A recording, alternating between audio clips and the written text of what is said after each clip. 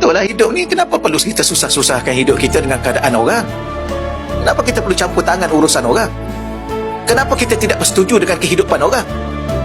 Itu kehidupan dia lah. Dia hidup macam tu, Allah susun dia tu. Kan kita belajar tauhid, tidak akan berlaku satu yang berlaku. Semua yang berlaku itu dalam takdir Allah, dalam urus takbir Allah, dalam ketentuan Allah, dalam pilihan Allah. Allah yang uruskan hidup dia. Dia ada tu pun Allah yang adakan dia. Dia hidup sampai sekarang, Allah yang ada. Dia kahwin dengan isteri dia tu pun Allah yang pilih untuk dia.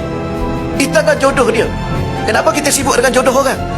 Kenapa kita duduk sibuk dengan orang? Duduk marah-marah kat orang. Kan berapa ramai di luar sana dia duduk marah-marah kat orang. Akhir sekali dia isteri kedua. Jangan bergurau dengan takdir orang. Kerana kita belum tentu takdir kita sendiri.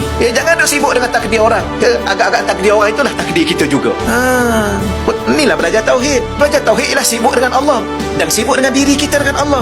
Bukan sibuk dengan orang.